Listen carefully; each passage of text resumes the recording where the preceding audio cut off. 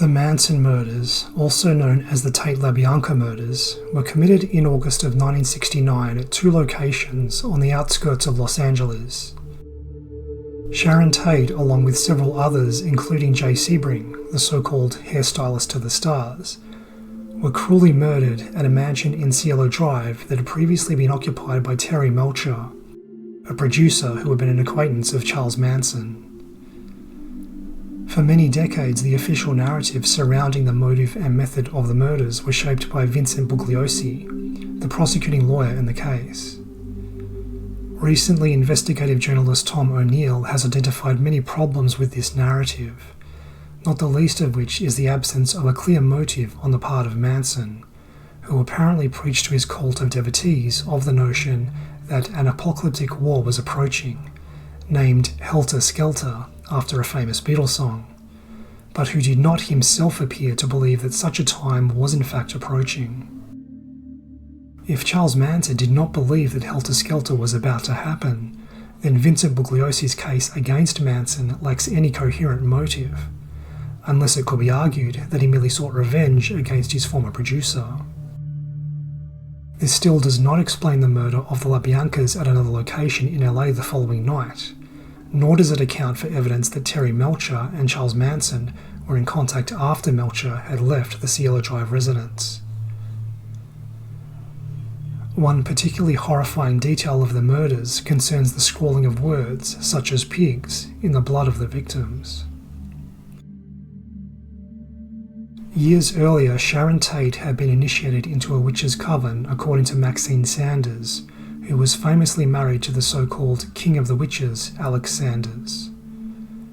Both Alex and Maxine had been brought in as advisors for the production of a movie called Eye of the Devil, in which Sharon Tate starred as a witch.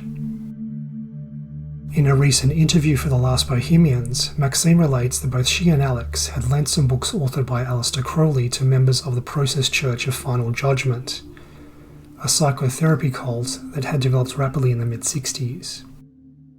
It appears the books were returned after the murders that had occurred in Los Angeles in 1969. Various phrases in the books had been underlined, including one phrase, quote, "kill the pigs," unquote, which was reminiscent of the phrases that had been smeared in blood at the crime scenes.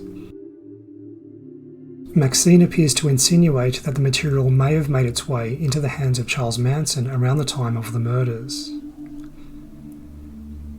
There are loose, indirect links between the activity of the Process Church of Final Judgement and the Manson family.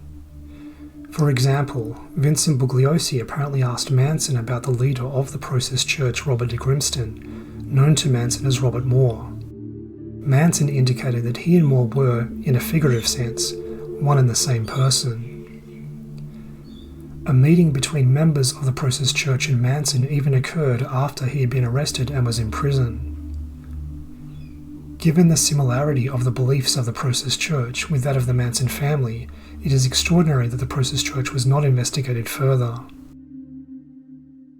Vincent Bugliosi acknowledged that the Process Church had launched a major recruiting drive in the United States and were very active in Los Angeles around the time of the murders. Fortunately, new investigative work by Tom O'Neill can shed light upon the deeper motives behind the Manson murders, which appear to be linked to psychological experiments undertaken by the US government under the rubric of MKUltra. The official line of American intelligence agencies is that they do not know how to manipulate an individual to undertake actions that are in clear violation of personal moral standards. Vincent Bugliosi's prosecution of Manson for conspiracy to murder depends upon the assumption that Manson did in fact succeed in manipulating his young devotees to commit horrendous crimes that they would not have otherwise.